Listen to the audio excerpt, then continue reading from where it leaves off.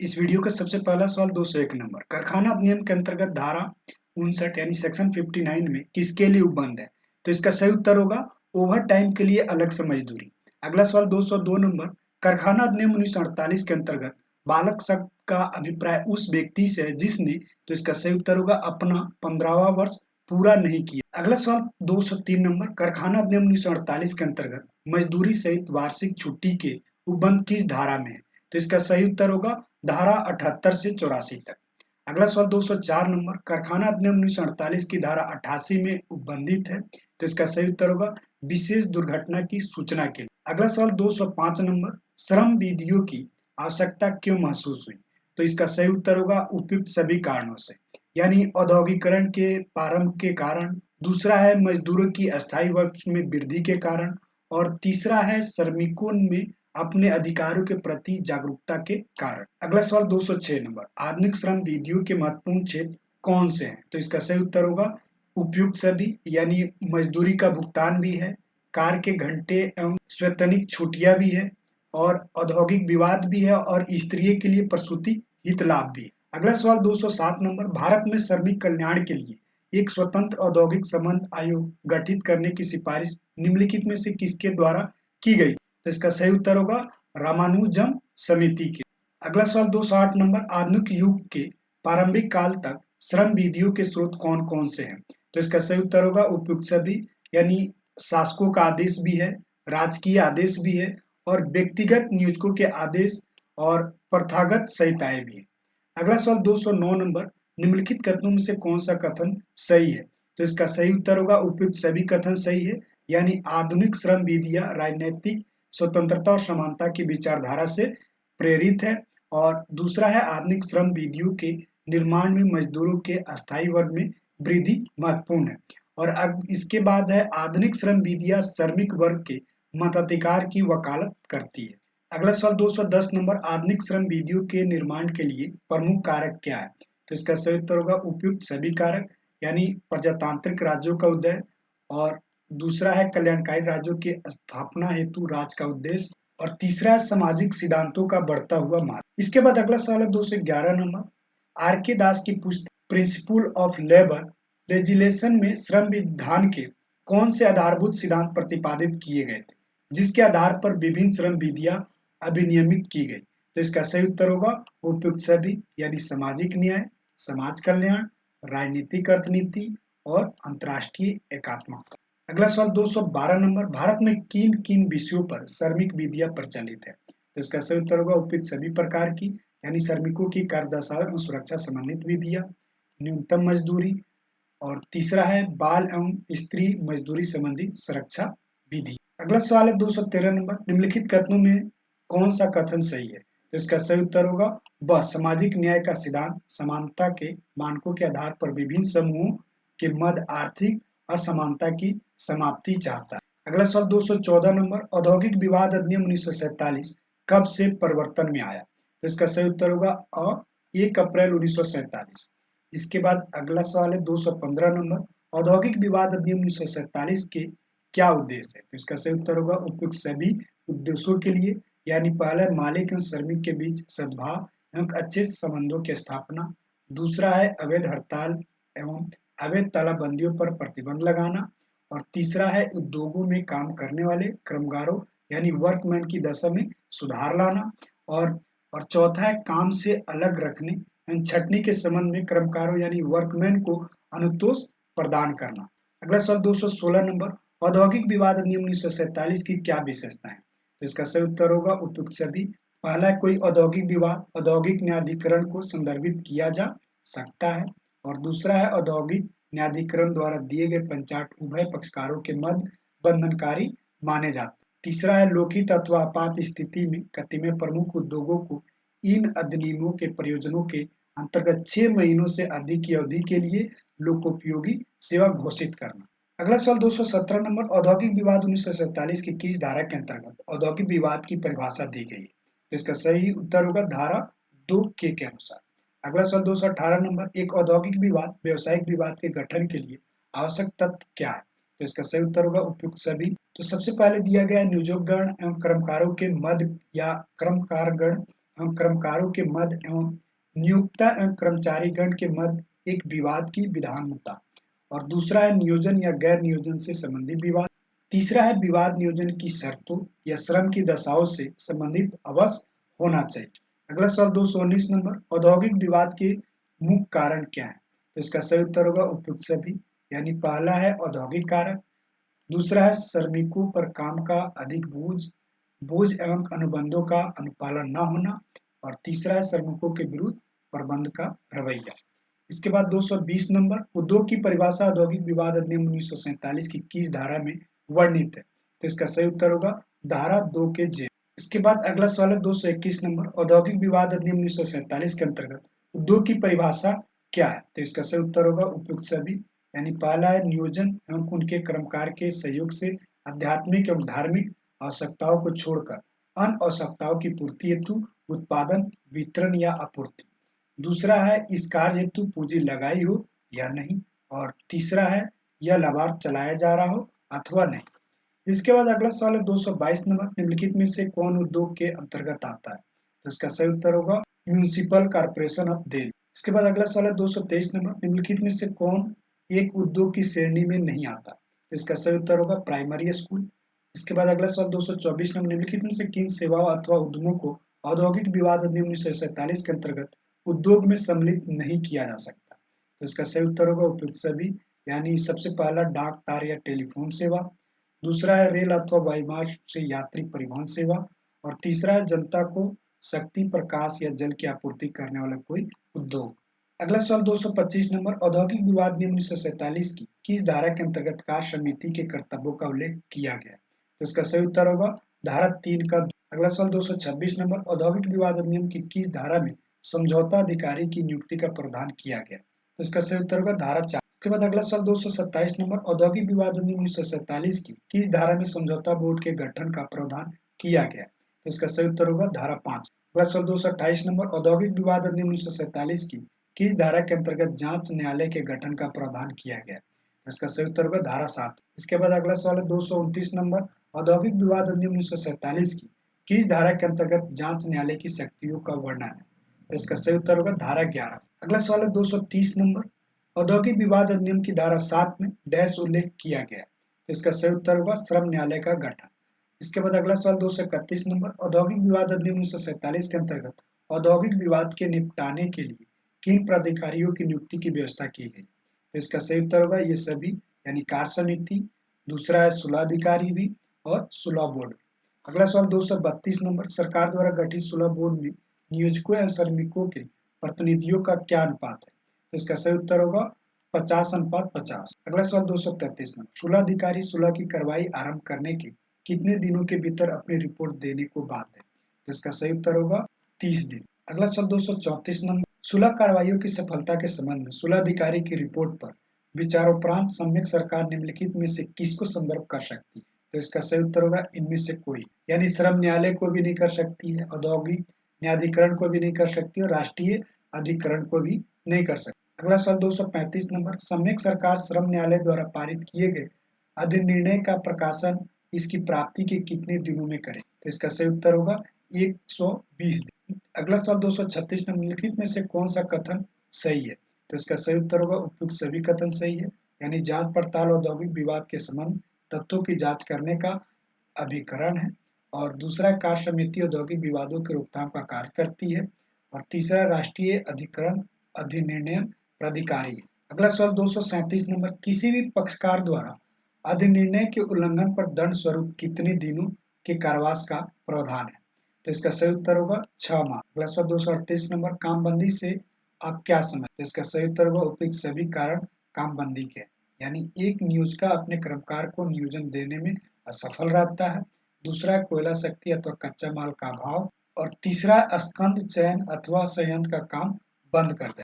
अगला सवाल 239 number, Gujarat state tube बनाम जीएसटी बनाम मजदूर सभावाद निम्नलिखित में किससे संबंधित है? तो इसका सही उत्तर होगा हड़ताल करने का अधिकार। अगला सवाल 240 नंबर, नियोजन स्थल की अस्थायी बंदी या कार्य का निलंबन निमंत्रण जाना जाता है? तो इसका सही उत्तर होगा तालाबंदी। अगला सवाल 241 नंबर, कर्मकार क्षतिपूर्ति अधिनियम किस वर्ष में अस्तित्व में आया? तो इसका सही उत्तर होगा 1923। अगला सवाल 244 नंबर, अगर कोई न्यूज का अवैधानिक तालाबंदी आरंभ करता है या जारी रखता है, वह निम्नलिखित से दंडनीय होगा। तो इसका सही उत्तर होगा 1 माह तक का कारावास या 1000 रुपये तक का जुर्माना या दोनों से। अगला सवाल 243 नंबर, औद्योगिक विवादों को निपटाने हेतु प्रथम राष्ट्रीय श्रम आयोग की स्थापना कब की गई थी? तो इसका सही उत्तर होगा 1949 यानी 1949। अगला सवाल 244 नंबर, औद्योगिक विवादों को निपटाने हेतु द्वितीय राष्ट्रीय श्रम आयोग की स्थापना किस सन में की गई थी? तो इसका सही उत्तर होगा 2002। अगला सवाल 245 नंबर, समुचित सरकारें अपने अधिकार क्षेत्र में कितने श्रम न्यायालय का गठन कर सकती है? तो इसका सही उत्तर होगा 1 से अधिक। अगला सवाल 246 नंबर, राष्ट्रीय अधिकरण की नियुक्ति किसके द्वारा की जाती है? तो इसका सही उत्तर होगा केंद्रीय सरकार द्वारा। अगला सवाल 247 नंबर, केंद्रीय सरकार औद्योगिक विवाद अधिनियम 1947 के नियम 81(1) के अंतर्गत विवाद को किस तंत्र को सौंप सकती है? तो इसका सही उत्तर होगा न्याय निर्णय।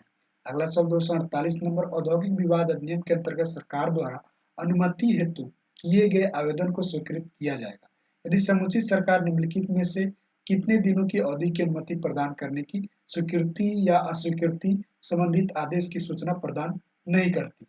तो इसका सही उत्तर होगा 30। अगला सवाल 249, निम्नलिखित में से कौन सा कथन सही है? तो इसका सही उत्तर होगा कारोबार अथवा व्यवसाय करने वाला सरकारी विभाग उद्योग हो सकता है। अगला सवाल 250 नंबर, हड़ताल पर जाने से पूर्व श्रमिकों द्वारा नियोक्ता को कितने दिनों की पूर्व सूचना देना आवश्यक? तो इसका सही उत्तर होगा 21 दिन पूर्व। अगला सवाल 251 नंबर, लोको उपयोगी सेवा में नियुक्त किसी भी व्यक्ति द्वारा हड़ताल में जाने के लिए नियोक्ता को कितने दिन की पूर्व सूचना आवश्यक है? तो इसका सही उत्तर होगा 14 दिन पूर्व। अगला सवाल 252 नंबर, कामबंदी कितने दिन की हो सकती है? तो इसका सही उत्तर होगा कोई भी अवधि यहाँ तक कि 1 दिन से कम। अगला सवाल 253 नंबर, निम्नलिखित में से कौन सा एक औद्योगिक विवाद अधिनियम 1947 के अधीन विवाद का निपटान नहीं है? तो इसका सही उत्तर होगा अनुकल्पी विवाद प्रस्ताव। अगला सवाल 254 नंबर, अनुचित श्रम व्यवहार औद्योगिक विवाद अधिनियम की किस धारा में वर्णित है? तो इसका सही उत्तर होगा धारा 2(RA)। अगला सवाल 255 औद्योगिक विवाद अधिनियम में मजदूरी को किस धारा में परिभाषित किया गया? तो इसका सही उत्तर होगा धारा 2 के RR में। अगला सवाल 256 नंबर, अवैध हड़ताल के लिए औद्योगिक अधिनियम किस धारा के अनुसार दंडनीय है? तो इसका सही उत्तर होगा धारा 33। अगला सवाल 257 number, Lalit Hari Ayurvedic college pharmacy बनाम क्रमगार अस्पताल का न्याय निर्णय का संबंध किससे है? तो इसका सही उत्तर होगा उद्योग से। अगला सवाल 258 नंबर, औद्योगिक विवाद अधिनियम के अंतर्गत छटनी के प्रावधान किस धारा में उल्लेखित किए गए? तो इसका सही उत्तर होगा 25 के 4 में। अगला सवाल 259 यानी 259, छटनी के लिए वैधता के आधारों का वर्णन कीजिए। तो इसका सही उत्तर होगा उपयुक्त सभी, यानी कर्मकार को लिखित में क्रमयुक्त किए जाने के कारणों के साथ 1 माह पूर्व नोटिस दिया जाना आवश्यक है और दूसरा, कर्मकार को छटनी के समय उसकी पूर्व सेवाओं के बदले प्रतिकर देना होगा जो प्रत्येक लगातार सेवा के 1 वर्ष अथवा 6 महीने से अधिक के उसके किसी भाग को सेवा के लिए 15 दिन की औसतन मजदूरी के बराबर होगी। और तीसरा है, कर्मकार को छटनी के समय में समुचित सरकार अथवा उसके द्वारा अधिकृत प्राधिकारी को विहित प्रारूप में सूचना देनी हो। अगला सवाल 260 नंबर, निम्न कथनों में से कौन असत्य है? तो इसका सही उत्तर होगा धारा 25G के अनुसार जबरी छुट्टी वाला कर्मकार को प्रतिकार पाने का अधिकार होगा। अगला सवाल 261 नंबर, निम्नलिखित कथनों पर विचार कीजिए और सही कथन का चयन कीजिए। तो इसका सही उत्तर होगा छटनी की वैधता तभी मिलती है जब कर्मकार को लिखित तौर पर कर्मयुक्त करने के कारणों का उल्लेख करते हुए 1 माह पूर्व नोटिस दिया जाता है। अगला सवाल 262 नंबर, निम्नलिखित में से कौन सुमेलित है? इसका सही उत्तर होगा समझौता पदाधिकारी की नियुक्ति का प्रावधान धारा 4। अगला सवाल 263 नंबर, ऊर्जा अथवा कच्चा माल का भाव अथवा मशीनरी की खराबी के कारण नियोजक द्वारा कर्मचारी को काम देने की असफलता क्या कहलाती? तो इसका सही उत्तर होगा काम बंद। अगला सवाल 264 नंबर, औद्योगिक विवाद नियम के अंतर्गत औद्योगिक अधिकरण के किसी मामले को निम्नलिखित में से किस स्थिति में संदर्भित किया जाएगा? तो इसका सही उत्तर होगा केवल तब तक औद्योगिक विवाद के दोनों पक्षकार ऐसे संदर्भ हेतु आवेदन करें और समुचित सरकार ऐसा करना सुनिश्चित समझे।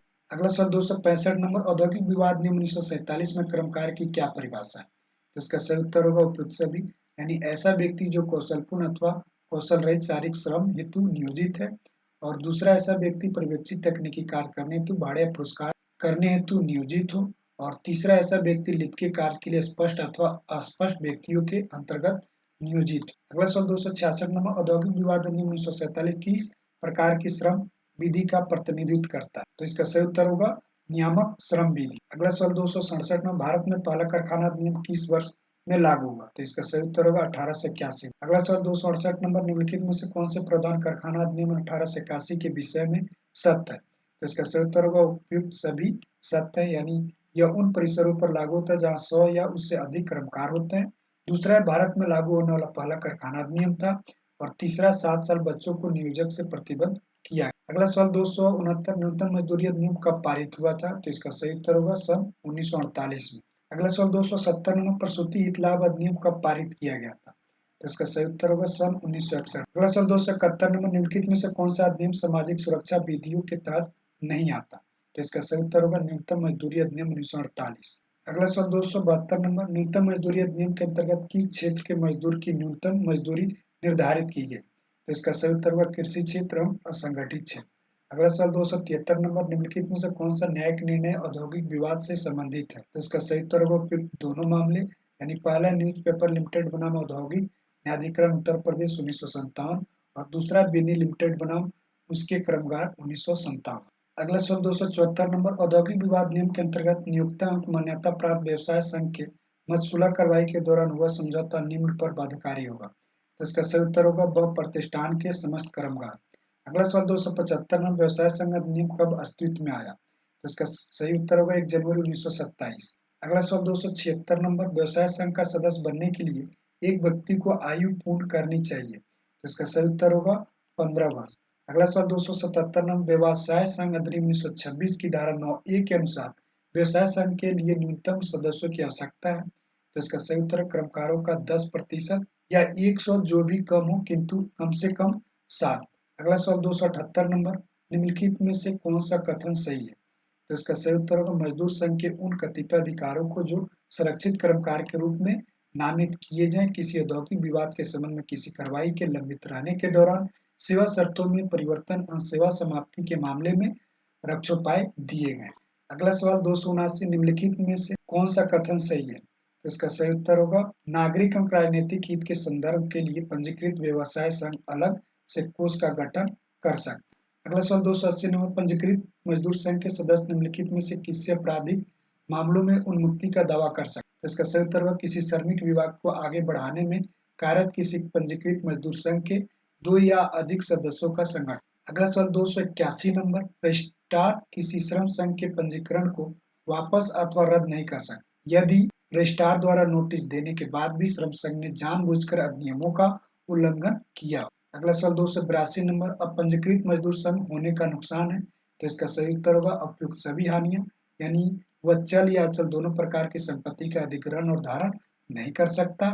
और दूसरा, पंजीकृत व्यवसाय का कोई कारपोरेट अस्तित्व नहीं होता है। और तीसरा है यह स्वयं अथवा किसी भी कर्ता के माध्यम से अनुबंध नहीं कर सकता। इसके बाद अगला सवाल है 283 नंबर, एक पंजीकृत व्यवसाय संघ के विघटन हेतु कितने दिनों पूर्व रजिस्ट्रार को सूचित करना आवश्यक होता है? तो इसका सही उत्तर होगा 14 दिनों के अंतर। अगला सवाल 284 नंबर, निम्नलिखित में से कौन कर्मकार की परिभाषा में सम्मिलित नहीं है? तो इसका सही उत्तर होगा पुलिस सेवा में नियोजित। अगला सवाल 285 नंबर, निम्नलिखित में से कौन सा कथन सही है? तो इसका सही उत्तर होगा उपयुक्त सभी कथन सही है, यानी वह व्यक्ति जो तकनीकी ज्ञात रखता हो वह मुख्य रूप से सुपरवाइजर के रूप में कार्य किए जाने हेतु नियुक्त किया जा सकता है। और दूसरा, ऐसा सुपरवाइजर व्यक्ति जो 500 रुपये प्रति माह से अधिक प्राप्त करता है कर्मकार नहीं कहलाएगा। और तीसरा, पर्यवेक्षक के रूप में नियुक्त व्यक्ति जो मुख्य कार्य दूसरों से न लेकर स्वयं करता है ये कर्मकार। अगला सवाल 286, निम्नलिखित में से कौन सा कथन गलत है? तो इसका सही उत्तर होगा समुचित सरकार अथवा किसी ऐसे प्राधिकरण को नोटिस देना आवश्यक नहीं। अगला सवाल 287 नंबर, उच्चतम न्यायालय ने निम्नलिखित में से किस मामले में यह स्थिर किया कि हड़ताल की मियाद में कर्मकारों को मजदूरी का हकदार बनने के लिए हड़ताल को कानूनी और न्यायसंगत होना चाहिए? तो इसका सही उत्तर होगा अ क्रॉम्पटन ग्रीव्स बनाम कर्मकार। अगला सवाल 288 नंबर, एक व्यक्तिगत विवाद औद्योगिक विवाद बन जाता है जब वो उठाया जाता है? तो इसका सही उत्तर होगा संघ या कर्मकारों की सारभूत संख्या द्वारा। अगला सवाल 289, निम्न में से कौन सा कथन सही है? तो इसका सही उत्तर होगा सभी कर्मकार कर्मचारी नहीं। अगला सवाल 290 नंबर, उपक्रम को बंद किए जाने की दशा में कर्म कारणगण निम्नलिखित में से किसके लिए हकदार नहीं होगा?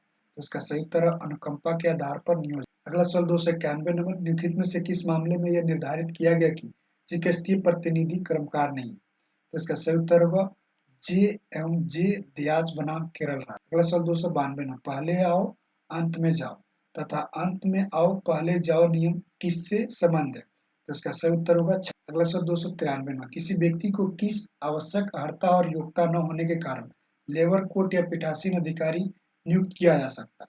तो इसका सही उत्तर होगा उपयुक्त सभी योग्य व्यक्ति, यानी यदि वह उच्च न्यायालय का जज अथवा जज रहा है। दूसरा है यदि 3 वर्षों से कम नहीं की अवधि के लिए जिला न्यायाधीश अथवा अतिरिक्त जिला न्यायाधीश रहा हो। और तीसरा भारत में 7 वर्ष से कम नहीं समय के लिए किसी न्यायिक सेवा में रहा हो। अगला सवाल 294 में, किसी व्यक्ति को किस कारण से लेबर कोर्ट का पीठासीन अधिकारी नियुक्त नहीं किया जा सकता? तो इसका सही उत्तर होगा वह 2 वर्ष से सिविल जज रहा हो अथवा उसने 65 वर्ष आयु पूरी कर ली हो। अगला सवाल 295 नंबर, मजदूरी भुगतान अधिनियम 1936 कब से लागू हुआ? तो इसका सही उत्तर होगा 28 मार्च 1937। अगला सवाल 296 नंबर, मजदूरी भुगतान अधिनियम किस स्थानापन्न के व्यक्तियों को मजदूरी भुगतान हेतु लागू होता है? तो इसका सही उत्तर होगा उपयुक्त सभी के लिए, यानी कारखानों में नियोजित व्यक्तियों के लिए, रेलवे प्रशासन में नियोजित व्यक्तियों के लिए और किसी सब कंट्रैक्टर के प्रत्यक्ष या अप्रत्यक्ष व्यक्तियों के लिए। अगला सवाल 297 नंबर, कारखाना अधिनियम कब पारित हुआ? तो इसका सही उत्तर होगा 28 अगस्त 1948 को। अगला सवाल 298 नंबर, किस धारा के अंतर्गत कारखाना परिभाषित किया गया? तो इसका सही उत्तर होगा 2M। अगला सवाल 299 नंबर, कारखाना अधिनियम 1948 उन प्रत्येक कारखानों पर लागू होता है जहां कार्यरत कर्मकारों की संख्या डैश से कम न हो। तो इसका सही उत्तर होगा 10। अगला सवाल 300 नंबर, कारखाना अधिनियम 1948 की किस धारा में प्रावधान है कि कोई वैसा कर्मकार को कारखाने में एक सप्ताह में 48 घंटे से अधिक काम करने नहीं दिया जाएगा? तो इसका सही उत्तर होगा 51।